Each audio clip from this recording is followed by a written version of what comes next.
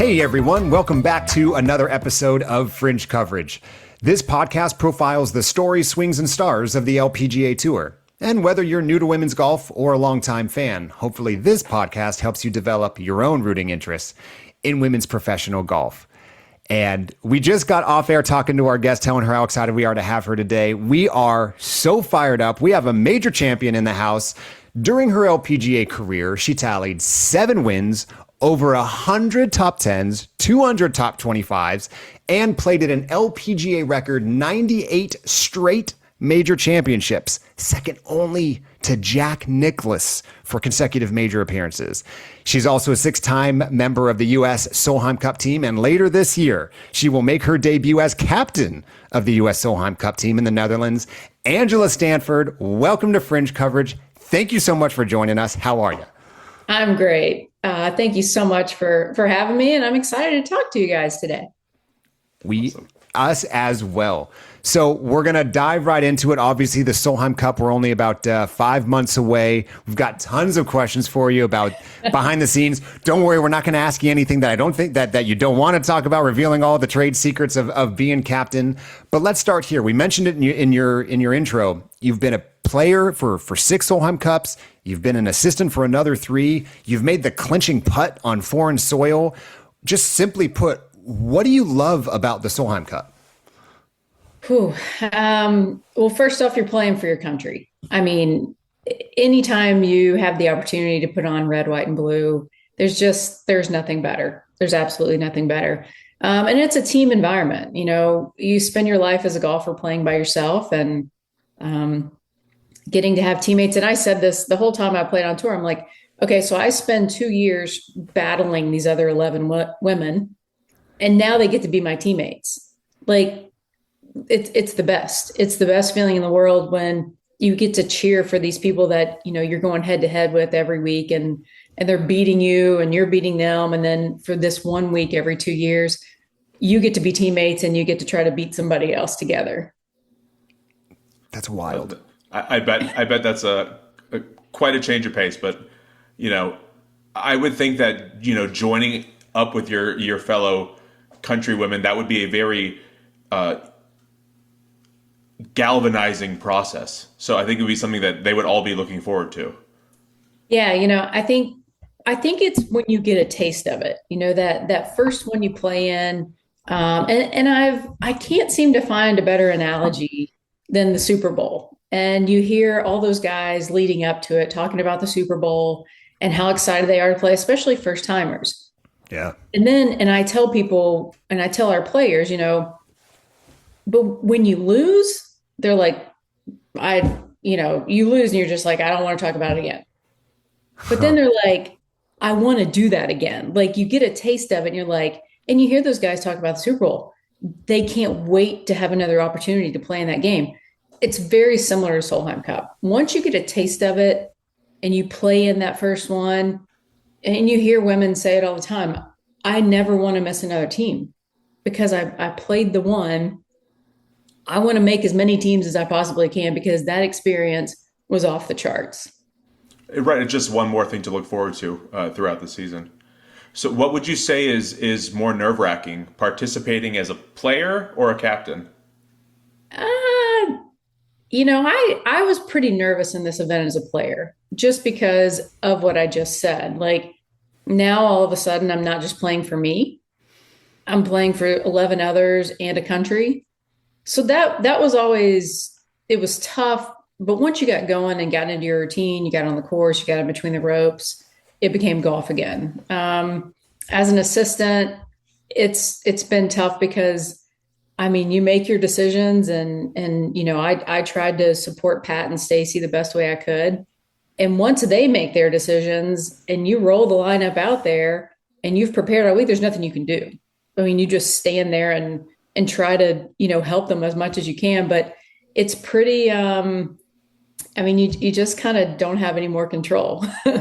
You know, at least as a player, you felt like you had some sort of control. But as a captain, again, I've watched Pat and Stacy go through it. It's not a helpless feeling, but it's just, there's only so much I can do. There's only so much the assistants can do. So I think it's a different type of nerves. That's got to be hard. Again, you play a sport where that's all about you. For everything you do, from not just what you're doing on the course, but all the training, everything revolves around making Angela as good at golf as she can be those 4 days. And for you to be responsible now as the captain, to say, all right, ladies, go out there and do it. And then all of a sudden you have to take this collective breath and say, well, I think I put him in the best position to succeed. I have to imagine for someone wired like a professional golfer, it must be hard to maybe just sit by and watch and not want to have maybe a club in your hands at times to be able to stick that 160-yard shot that needs to be delivered in that moment. Yeah, but I mean, I think, for me, and I mean, I don't know if this is true or not. You hear coaches say it all the time. We tried to put them in the best position, just like you just said, try to give them every opportunity they can to be successful. I've tried to nurture and tried to grow these relationships with these ladies from all the way back to 2020, when Pat selected me to be an assistant, and just trying to get to know them as well as I can. And, I've watched them grow. I've watched them change. And I think that's what's really going to help me, in that I know some of them pretty well. But I think saying that, it's also communicating with them and being with them and for the whole 2 years. It's not just about that 1 week. So in my mind, I'm going to spend all the time I have, these last 2 years, trying to get to know them, trying to figure out what makes them tick, trying to figure out the best situation for them. So there's been a lot of that going on, just kind of behind the scenes, and talking to them and figuring out what makes them, how can I help them be as successful as possible when we get to the Netherlands? Well, let's talk about this captaincy a little bit. So let's go back kind of from the start. You mentioned becoming an assistant captain in 2020.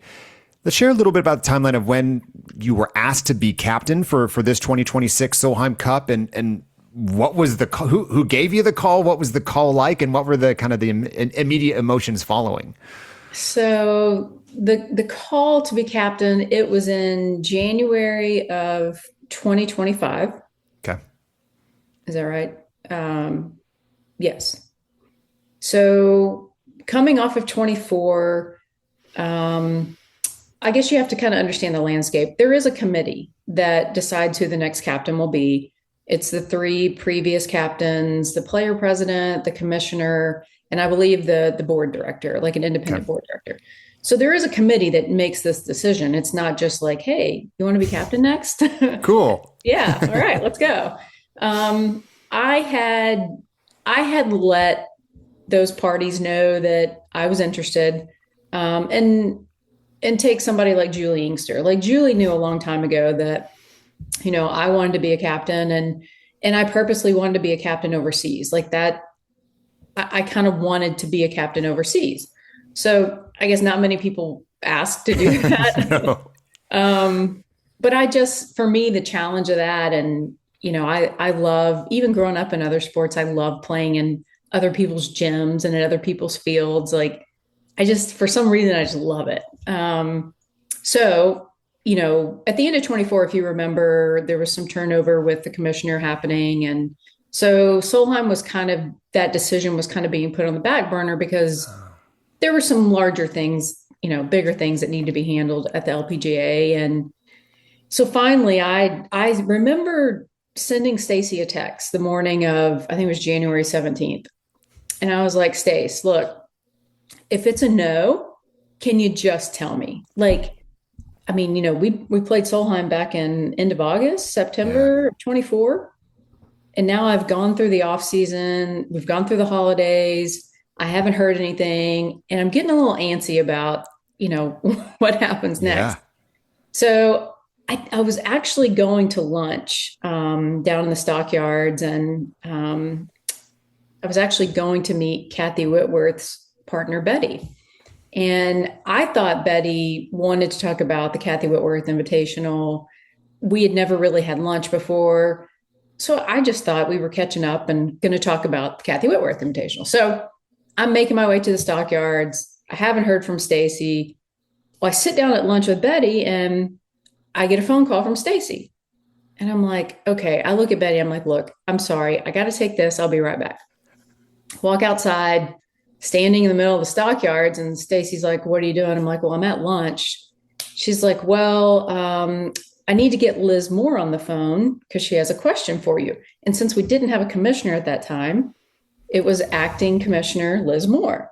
Usually the commissioner is the one that asks you to be captain. So now I'm like starting to kind of shake because I'm like, okay, surely she wouldn't be calling me to tell me no. Like Stacy would have just said, we're going to go a different direction. So Liz gets on the phone and she's like, hey, Angela, we'd like to know if you'd like to be the 2026 U.S. Solheim co-captain. And like, I lose it. Like I am crying. I am like, it even makes me emotional now. Like I'm standing outside in the stockyards, just bawling. And I'm sure people are like, what? Something has happened. And I couldn't even get it out. And Liz is like, that's a yes, right? I'm like, yes, that's a yes. Wow. I just got chills from that Seriously. story. So what's, man, there's so many questions to follow there. So first off, do you go back to lunch? Yeah, I go back in and I've been crying and Betty's like, oh my gosh, is everything okay? And then I'm thinking, well, they told me not to tell people. Oh no. But, you got to tell her. I got to tell her because first off, Kathy was the first captain. And Kathy and my mom passed away in the same year. Okay. So I sat down and I'm like, look, I got to tell you something, but you can't say a word. Like, and I don't know Betty well enough to know if I can trust her or not. I feel like I can, but I don't know. So she was great. We both cried and, I was going to be, we were having lunch and I told her I didn't want a beverage of any sort. And then after I told her and we cried, she's like, do you want a glass of wine now? And I'm like, yes, ma'am, I do. Yes. So yes. It was cool. So you have such an interesting vantage point. You've played under different captains. You've been an assistant captain. So you've been behind the curtain. You've seen what goes into building a Solheim Cup team and had your own respective roles, either as a player, as a captain, or vice captain throughout that. How have these months since January of 25, this last year and a half, how have they compared to whatever expectations you had? Not necessarily highs and lows, but more just the work that goes into it behind the scenes. Do you feel like you had a good expectation of what was being asked of you? And if not, what has been different? Well, I think deep down I knew, and I think it's one of those things that you can do as much or as little as you want. I mean, you really can. But I knew deep down I wanted to give it my heart and soul. And I wanted and I have done something every day for this Solheim Cup, whether it's something I'm following with the ladies playing, whether it's clothing, whether it's, preparing just different. I mean, I have a weekly call with the LPGA and my point person, and we just but I'm big on communication. Like but the thing I've learned, and when we play overseas, is that we need to be uber prepared. Like if something goes wrong over there, if we don't have a piece of clothing, or if we need, like, I want everything done sooner rather than later. So it's more about me and my personality, just being prepared and having our ducks in a row. And so I knew there would be quite a bit of work to it, which I've loved every second, but you don't get the full behind the scenes until you're actually the captain. I mean, I kind of, Stacy was nice enough to kind of let me in on some of the conversations and kind of make me aware of things that, you're going to have to make a decision on that the assistants may not know anything about until week of. So I kind of knew, that it was going to be quite a bit, but now seeing everything, it's a lot. I mean, you're making all the decisions for the most part. So you did mention something about clothing. Are you getting that detailed with you're in the nitty gritty? You are helping pick out the uniforms? Yeah. So this has been, so Paula Creamer is one of my assistants, and thank the Lord for her. I mean, my fashion sense is just, I'm at the bottom of the barrel. Like I've never claimed to know much about fashion. I like to match. That's about as far as I go. So Paula has been a godsend. I mean, she's been great. So the way it kind of works is once you're under contract with the company, then we were with Dunning for 23 and 24, and now we've shifted to the Summit brands, which Bedradi, I think Zero Restriction, Fairway and Green. Summit is their parent company. They all fall under that umbrella. We signed a contract with them for 26 and 28. Okay. So we've, it has been a little bit of a process. Just to try to get, the things that I want, the things they can do. So it's that part of it's been a little more than I had anticipated, but it's still been fun. So you mentioned earlier, this is a sport that is entirely based on an individual performance for, in off years, 52 weeks a year. Maybe with the exception of a Grant Thornton or something where there might be a small team piece. How do you approach team building when you, again, back to your Super Bowl example, you don't have a year to build up. You don't have them in the locker room every day and we're all building towards this common goal as, hey, you have a certain amount of communication you're going to have with these players, but what goes into building some form of camaraderie or a team concept, knowing that you're really going to only have so much of their attention throughout the year and then very focused for what I imagine is somewhere between 7 to 10 days? That's a great question. And I would tell you, I've tried to find like coaching books and, try to read Coach K's book, and you try to read all these different coaches that John Wooden, like all that, but you're right. They had their athletes all the time. Yeah. I only have these ladies really for 7 days.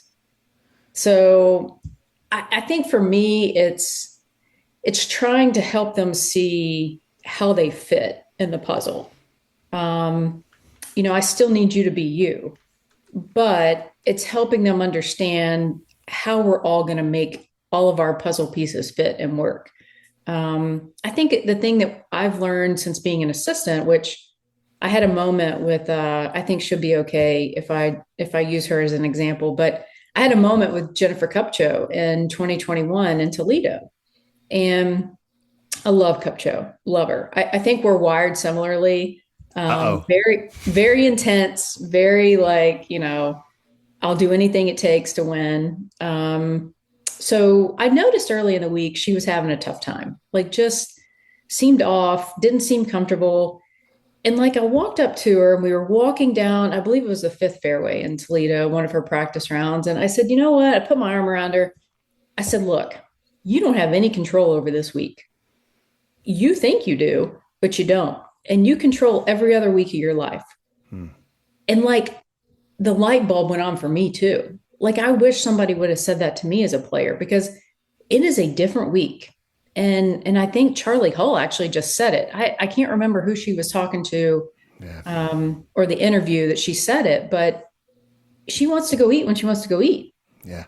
She wants to go to bed when she wants to go to bed. Like, so if you can help the players understand that faster now, until you get there and you start going through it, but like for them to just be aware, look, you don't really get to make many decisions this week because we have obligations that we don't usually have.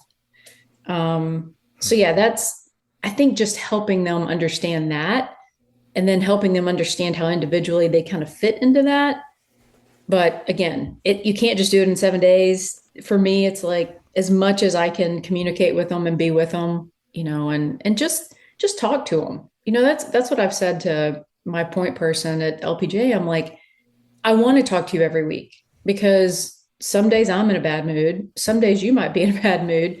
But then when we get in the heat of the moment in that week, I know how to communicate with you. And I know by the look on your face, or you know by looking at me. So I think all those things matter. So without giving away too much, because I don't know the answer to this, how much lead time do you have when announcing the team? Like, do the players find out and then have to keep it under wraps, kind of like what you were saying with being named the captain? And are they allowed to, start a group chat and kind of start building the team chemistry immediately? Well, so, I think, gosh, I feel like I'm giving you really long-winded answers. This is an interview. It's okay. Well, and I really think this group of players, they've done a really good job together. Like, I think Stacy did a great job. I think Pat did a great job, but this group now has been together for a while. Like, this is going to be Cupcho's fourth. This could be, I think, Allison Corpus, Rose Zhang, Lily Avu, like all those girls, this could be like their third or fourth. I think it's their third Solheim Cup. So they've been together for a while. Like there's a core group of them that they know each other. They've done a good job. Like they like being around each other. And we did do a team bonding in San Francisco this year. So in that, we do have a group chat right now. August 23rd, to answer your question, August 23rd at the end of CPKC is the cutoff. Now, I think myself and the assistants have a pretty good idea of the directions we're going, but I mean, I think we will see some new faces. I think we could see as many as 4 or 5 new faces. But that's okay. I know that. And so we're working right now to try to figure out their personalities, what they like. That was a lot of the team bonding. I bet we played, so we had dinner at Julie Inkster's house on Saturday. And then Sunday we played golf and I just drew their names out of a hat. Like, I want you to be as uncomfortable as possible. Like, go play with somebody you've never played with before, I hope. And then let's communicate. Let's try to figure out how to do something good in a situation where we're really uncomfortable. So for me, and I know I haven't, Tom, I'm not sure if I've totally answered your question, but no, we can't really do anything as all 12 until August 24th. But this core group, we have group chats going on, and some of us are going to go to Bernardus in July. And so like there are a lot of things going on and look, I'm a big believer in, we invited 19 players to this dinner. Okay. And I remember somebody asking me, well, that player may not make the team. I'm like, I don't care. I want them to show up and say, gosh, I want to be a part of this. Heck yeah. Like, if I can't make this team, because there were a couple there that I thought, okay, they may not make this team. I sure hope they make the 28 team. So to me, that's kind of like how I hope I can help grow American golf. Like, get them in the room and get them around these players and get them around this environment. And hopefully that drives them to want to play Solheim Cups and continue their career. Well, just the connective tissue, Solheim Cup or Ryder Cup. I mean, there have been years where those transitions have been harder, whether there's a big turnover, like right now, this year won't be a giant turnover for you, but there's going to be a point where there's going to be a lot more than 3 or 4 new faces on a team, and you're providing them at least the introduction to what goes on behind the scenes, what those dinners look like, what's it going to be a successful Solheim Cupper. I have a couple player specific questions for you, but I'm curious. Undoubtedly, you get asked all the time what makes a great captain, and spoiler alert, I'm not going to ask you that question because I think I've heard enough interviews to know that each captain's different. They're going to have their own approach and bring their own spirit and the way they attack golf to the way they do Solheim Cup. But what I am curious about is someone who has been so intimately involved with this tournament for 2 decades is what makes a great Solheim Cup teammate? Well, that's a great question. I think somebody that can put their ego aside for a week. For me specifically, I thought Paula Creamer was a great teammate. She was always, first in points, or she was the best American playing.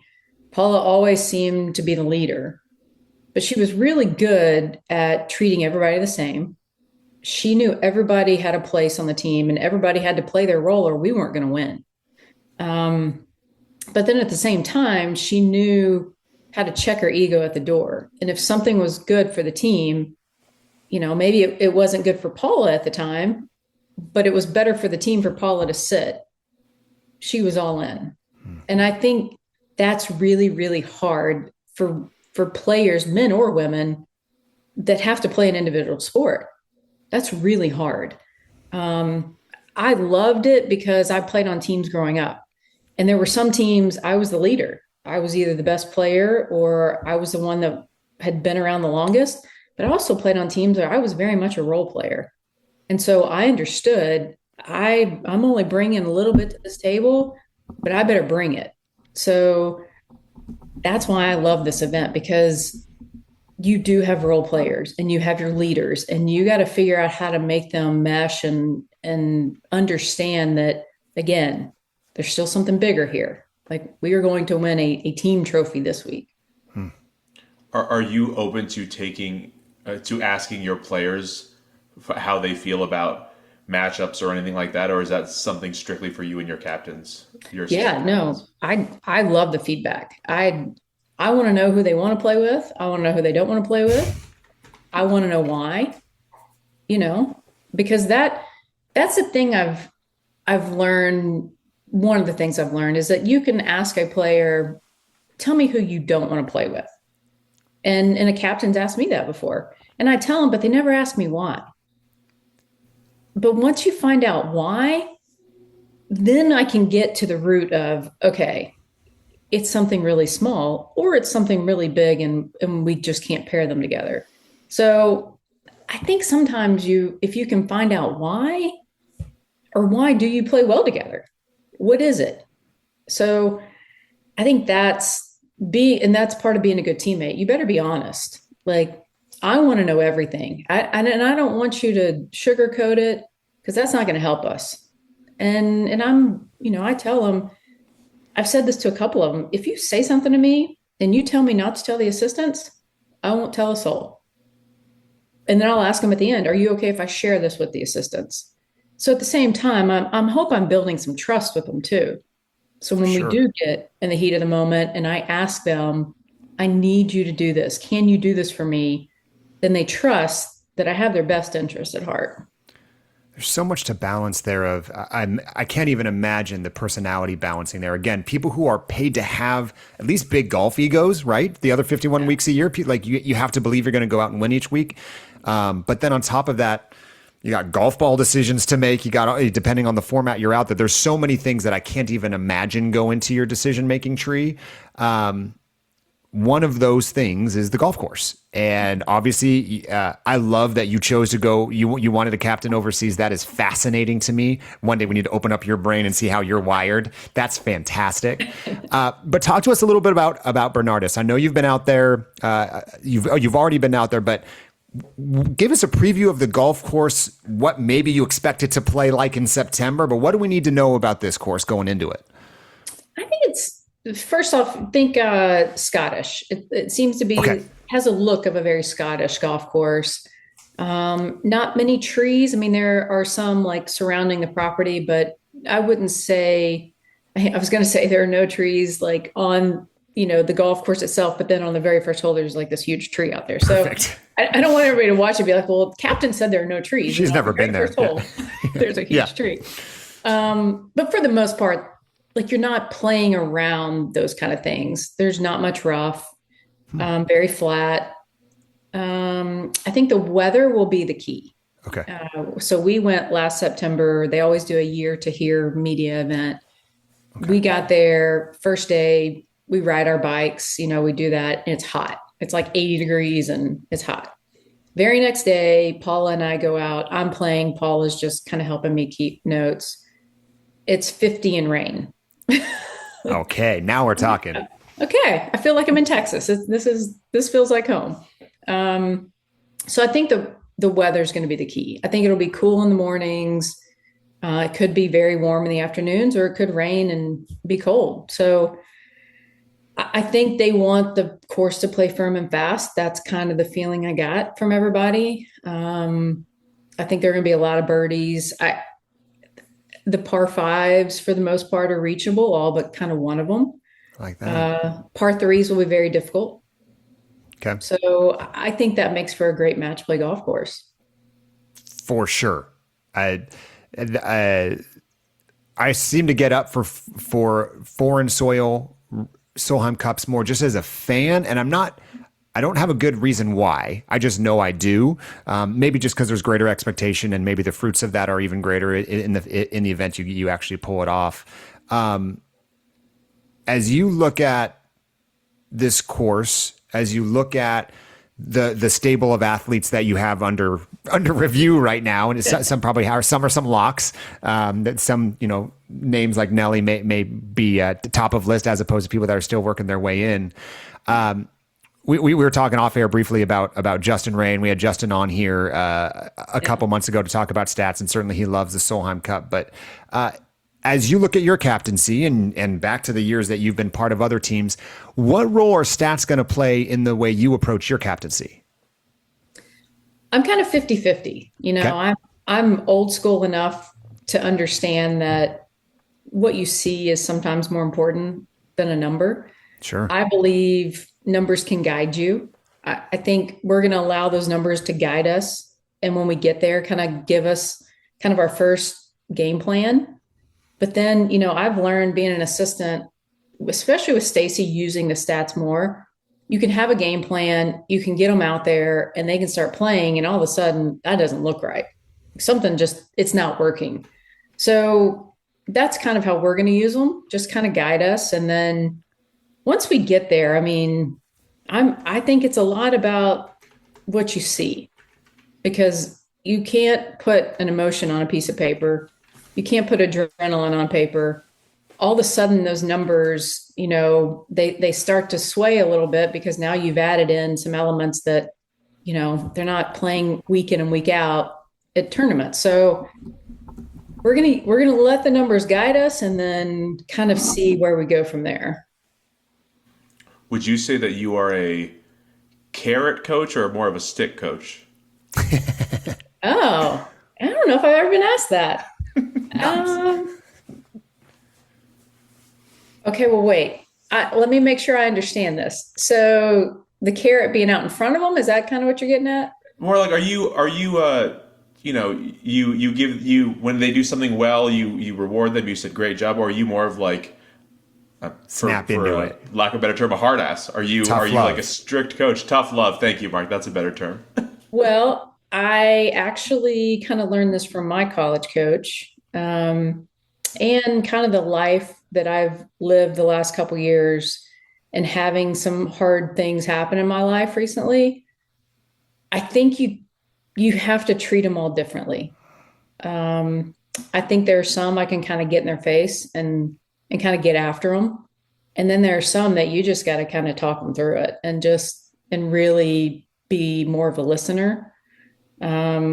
I watched it with my college golf coach. She treated me and I asked her afterwards, I'm like, man, after I graduated, I'm like, hey, you treated me so differently. Like you were so hard on me, because she could be. And I wanted that. I watched how she treated other people and I'm like, but that's how she got the most out of that player. So for me, it's, and I care about them so much. And my college golf coach cared about us so much. And I think that's where I've grown up. I've kind of grown into this role, in that I think I went through a part of my life where it was result, result, result. That's it.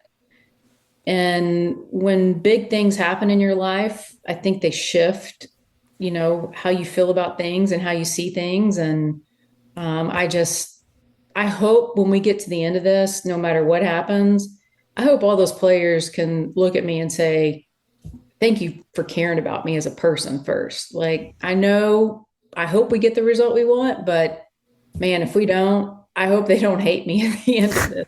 I hope they walk away and they still like me. Like I hope they respect me first, but I care about them as individuals so much. And when you care about people like that, then you try to figure out the best way to communicate with them. That's such an interesting perspective, because we've had I think 3 or 4 rookies or second year players on tour, and it does seem like there is a shift toward that, like the more mental aspect of coaching. Like they're more willing to seek therapy or take time off for a mental break or something like that. Whereas growing up, I was always under the assumption that athletes were just driven into the ground and would just no rest days or anything like that. Going back to your 98 straight majors appearances, it seems like the newer generation is more interested in maybe taking some time for themselves mentally. And look, I think one of the other experiences I had was with my longtime instructor, Mike Wright. The thing I loved about him was we could just talk life too. And he knew when to push my buttons and when to not. Like there were times I showed up one time and I was complaining about something. I was whiny. And he basically just looked at me and said, stop whining, stop complaining, go back to work. You're not working hard enough. But then there were times I showed up and we would talk about my mom and he would know. And he would be like, I think let's go putt today and let's call it. So I think you also have to know them well enough to know, okay, you're really just maybe whining about something right now. Like, can we be honest? Like, have you really put in the work right now? Or is there really something wrong? And so I think that I've had that experience in my career too. But again, you have to get to know people to know that. So hopefully, that's by getting to know them. I hope that when we get to where we are there in the Netherlands and it gets tough, how far I can push and what I can say to certain people. Well, let's talk about those people. So I'm gonna ask you a couple player questions, but before we do, let's talk format a little bit. So on the U.S. side, you've got 9 auto bids. You've got 9 decisions made for you on your team, and you get 3 captain's picks. For the listener's sake, the Ryder Cup, there are 6 captain's picks. All right, Captain Stanford, first hot button question of the day. Do you like that number? Do you like that format? Do you wish you had more picks? How do you look at those 3 picks and whether you would like to add to that or not? I love that we have 3. We used to have 2, and after COVID, switched to 3. I feel like I try to make sure I don't say things that get me in trouble, but I think the guys have too many picks. I really do. I think it's too, you're picking half your team. Yeah. And again, this may come from, in college golf, coach wouldn't pick the team. Like you had to make it. So I love our number. I think it's 2 or 3 is great. It's a way to add to the team the way you want to add to the team. But when you're picking 6, you're picking again, half. And so I love our number. Yes. Okay. So we again, when it comes to decision making, you're going to get 9 by the time we're done with Portland, you're going to know who 9 of them are. You will have been looking at a lot more than that, making those decisions. You mentioned earlier, you're going to have some new faces this year. I mean, for those that don't remember from the 2014, Allie's retired. Allison's coming back from maternity leave. Obviously she's starting to play golf again. A few players have dropped in the rankings since 24, and certainly that there's always going to be some level of churn in and out of that team room. As you continue your evaluation process, how do you evaluate players with no Solheim Cup experience? Yeah, that's a tough one, and it's really tough overseas because it's a completely different dynamic. So it's funny how you say one thing, and I always deep down believed it's hard to pick a rookie overseas. Because I remember in 23, Rose Zhang, perfect example, she had made the team. And you think about Rose, like she's done some amazing stuff. Yeah. Girl's it. Like amateur-wise, she had won everything you could possibly win. Her eyes were wide open at Solheim Cup, like in Spain. It's just a different deal. It's a different dynamic. It's just huge, and I love it. And so I trust. You think about her, who Rose is. I totally trust her in that. But being a rookie in that environment, there's so much to take in. And oh, by the way, everybody's cheering against you. So, I say I don't want to pick a rookie, but we might be in a situation with everything that you just said. I mean, we might be in a situation where we have to pick a rookie. I say we, me, where I have to pick a rookie this year. So, yeah, we'll see what happens. Is there any thought put toward the next Solheim Cup? And you say, I do want to take a rookie, so then they are somewhat of a flag bearer for the 2028 Solheim Cup team. No, I wouldn't say I go that far. I think I've been on teams in the past where people are, captains are making picks based on what this player could be. And the only thing I am wanting this player to be is great for us right now. And if she fits into the pairings, if she fits in the team room, if I feel like she can handle the pressure of an overseas Solheim Cup, then let's go. All right. Let's talk a rookie here for a second. I said I had a couple player questions for you. One U.S. player that has come out of the gates playing so well to start the season, and this is one of my personal fan favorites, so there may be more loaded to this question. Don't worry about letting me off here. Austin Kim. Yeah. You knew where I was going. Yeah. So don't worry, I'm not asking if she's on the team. What do you like about Austin's game, and what do you find yourself kind of salivating over, like, man, if I had Austin on this team, what value is she going to bring to a Solheim Cup team room? Well, first off, I think just the way she carries herself. Like, she's very confident, she knows who she is. She knows what she's trying to do. She believes in what she's doing. And you can see that. I think it's a very humble confidence that she carries. And then you get into the physical. I mean, she bombs it. Unreal. I mean, it's so much fun to watch. But I kind of gave one of my secrets away with her. I told her, I said, hey, I read your transcripts. Like, I read what you're saying to the media. So when you don't think I'm watching, when you're half the world away, actually, I did hear everything you said, at least to the media. And she had mentioned in one of her interviews that I think the interviewer asked her, would you think about maybe not hitting driver if you're not hitting your driver well? And she's like, no, I'm just going to go figure out how to hit it better. And I'm like, sign me up. Love the kid. Like, let's go. I think she is all gas, and I love it. Just all pedal down. Let's go. And I really like I've been getting to know her, I think, and really, really have enjoyed it. Man, give me Austin Kim and Cam Young in a mixed format in the 28 Olympics. Give me that. Give me that right there. Just stand on the tee box. Don't go to the green. Just watch the tee box all day for that. I love a captain that does her homework too. Heck yeah. Anything you say on LPGA, the captain's listening. Yeah. So it's just like us, Tom, right? We're listening to all of Angela's interviews before today. Okay. A Solheim Cup interview is not complete without a question about Lexi Thompson. Yes. So as we sit here today, I believe Lexi's sitting 15th on the points list. Again, well within shouting distance of a consideration. And Lexi has some cachet immediately, right, as someone who has proven herself in this event in good form and in bad form going into the event.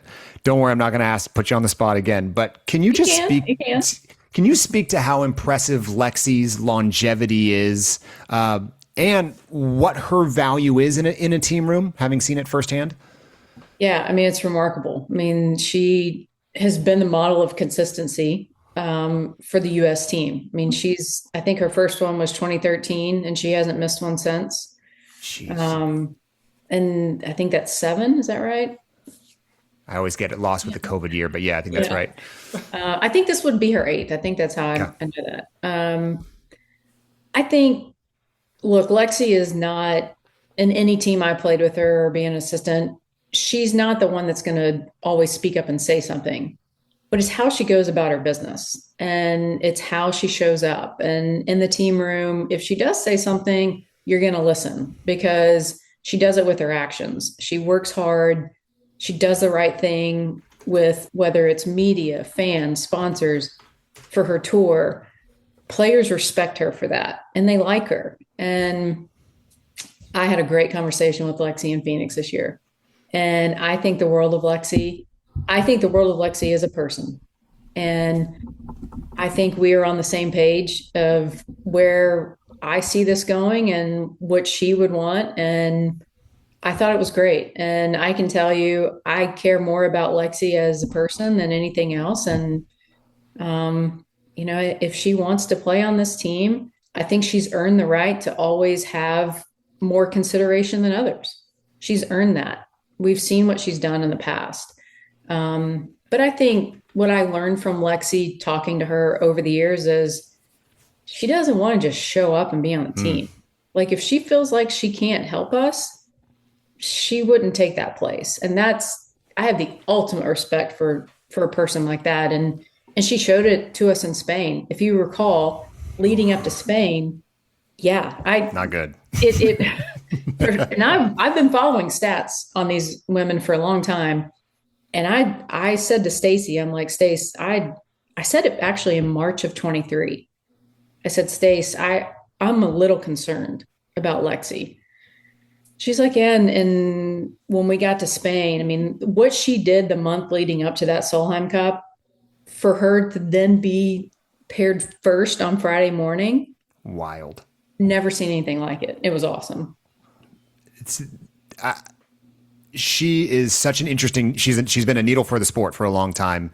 And obviously there's a lot that goes into discussions around Lexi, but when it comes time for Solheim Cup, I think I fall in the same camp of, I think I'd rather her be on the team than not, just because of what I know she can do, and not to mention probably what she can do from a settling a team perspective. I'm curious, we've talked a little bit about some of the things you take into consideration. Let's nerd out for a second here. Let's talk about pairings. Let's talk, obviously, for our fans, we've got singles matches, we've got four balls, we've got foursomes.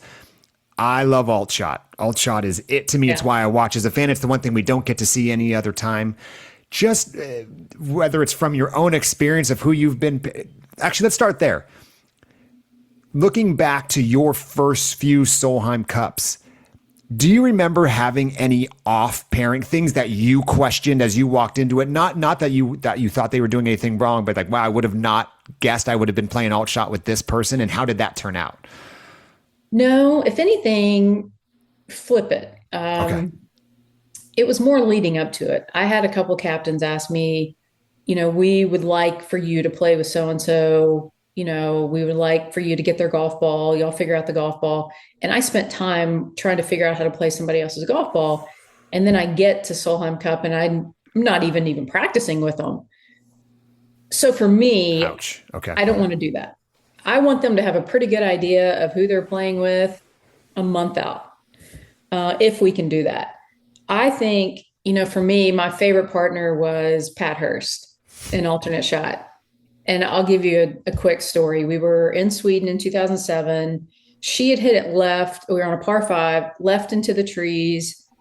And so I have my caddy there and I'm like, it was Jeremy Young. I said, hey, look, I can either punch out sideways basically, and we have no chance at the green, or like I see this opening in the trees and I know I can keep it low enough. It's just, can I keep it straight enough to advance it far enough to where Pat can hit the green and we have a shot? He's like, why don't you ask her? And so I called her over and I'm like, Pat, I can either go out here or I have like this opening. And Pat literally leans, looks at the opening. She's like, just hit it right there. And I was like, okay. And I'm standing over this ball thinking, oh man, I hope I can pull this off now, because Pat didn't think it was a big deal. And I hit it right through the trees. And I looked at her and she's just kind of like gave me all right, fine, here we go. Like, that was awesome. Why isn't she telling me how awesome this is? That gap wasn't that big. You're playing with great players. Yeah. And high expectations. That's awesome. Okay. So applying all that now, as you look at alt shot, what are some of the things you're looking at that go into that decision-making? Well, I think now that we have the luxury of numbers, I think we have found some nuggets along the way through numbers. Like we found a couple of pairings that I don't think we would have looked at, because I think a lot of times people say personality. And there is some of that, but I think we're learning that I've seen it both ways. I've seen we've gone to a couple players and said, "Hey, you guys would fit perfectly. Your numbers are off the charts. Can y'all go figure it out?" They'll go play. They come back and they're like, "Can't do it. Can't play with her." That's fine. We're not going to force that issue. And then you take another couple players, say, "Hey, I think y'all could be really good together." They go out and they steamroll everybody, and you're like, "Okay, well, we wouldn't have looked at that pairing without numbers." So we're going to start there again. And then just with the knowledge of our their personalities, because look, again, a number can guide you. But if you get out there and you are not comfortable with the person standing beside you in the heat of the moment in that arena, you're already behind the eight ball. So I'm very aware that they have to be comfortable with who they're standing beside. Now with you having these Solheim Cups under your belt, what would you say, how has the tournament evolved over the past couple decades? It's every year I leave a Solheim, I'm like, how are we going to top that? Like, Oh, wow.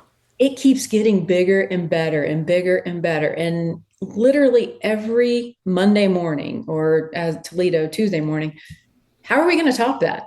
How are we going to get as many fans to come out? How are we going to get more? And we do every time. And that's a testament to the players and they're buying in and how they play. And, I think women's golf just kind of going to the next level right now. And then, I have people coming to this Solheim Cup in the Netherlands that have never been to a Solheim Cup. And they're like, well, what is it like? And I'm like, think soccer match. Think like these soccer matches that you see on TV that is just, there's never a quiet moment really. It'll be quiet for a moment while they're hitting it, but the cheering, and I think as humans, we want to belong to something. And it's the 1 week in golf, 1 week out of 2 years for women's golf, that you get to belong. Like, you get to belong to this team, and you get to cheer for your country, or you get to cheer for Europe. And I just think it makes it unlike any other event. And that's why it just keeps growing. Okay, so you have been in the position of making the putt. You felt pressured. We've talked about 98 straight major. You have been in intense competition. You've won a major. How does traditional 72-hole stroke play tournament pressure compare to Solheim Cup pressure? And whether that's first tee jitters or whether it's the clinching putt, just how do those two differ? Well, I think with 72 holes, you have perfect example. In 2018, when I won Evian, I doubled the first hole. And I had 71 holes to figure out how to get to the finish line. It's a little different in this arena where it's almost like the heat is turned up on every single shot. And granted, yes, it is match play. But I think the thing that we're learning is if you get down on the front side, it's hard to come back on the back a lot of times. So just the amount of pressure that is on each and every shot, on each and every hole, is a little bit different from, a stroke play tournament where, okay, I had a rough front nine on Thursday. Right. Okay. Well, I played pretty good Thursday on the back, and then I played really well Friday. Now I have 36 more holes. It's more of a definite outcome, like much faster. So I don't have an analogy for you, but it is just the heat is turned up to high on every shot, every hole. Well, Tom and I, we did a early, not even a preview episode. We kind of explained to the viewers or our listeners about, gosh, Tom, I don't know, 4, 5, 6 months ago, just what the Solheim Cup was. We talked about format, we talked all things, and undoubtedly the retain rule came up. Okay. And it kind of feels like the kiss your sister rule. And again, if you're on the wrong side of it, you probably hate it. If you're on the right side of it, you're probably thankful it exists. Tom and I played around with a bunch of ideas, all of which you've heard of a different way to approach. Again, for those of you listening, a 14-14 tie or the previous team to win gets to retain the cup, and it is a very weird, especially as a fan, feeling to have someone win without winning. I think Tom, if Tom had his way, I think you and Anna would be teeing it up on 18 in a sudden death playoff. That was my idea. and wants to make sure you guys can plot your way around Bernardus as well. But how do you look at the retain rule? I'm just really curious. You've lived it now. What are your thoughts on it, opinions on it, and would you change it? And if you did, how would you? I wouldn't change it. Really? I wouldn't change it. From the beginning, it's an exhibition. That's how it was meant to be. But I think there's some honor and tradition in if you get to a tie, which is really, I mean, think about the odd. I mean, we've remarkable only done in all the time. And for me, that's why I say we have to win.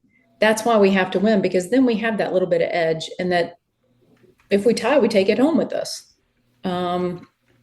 I've thought about it so much since Spain, and play out all those scenarios in your mind. Let's say we have a tie and we have one player in an envelope that we're just going to open it up and they go out and they play the 18th hole again. Yeah. Okay. Well, that plays into how I set my singles, because let's just say I want Nelly to go out first, but then I also want Nelly in the envelope. What if Nelly wins her match 7-6 or whatever it is? Like, let's say she just blows her away.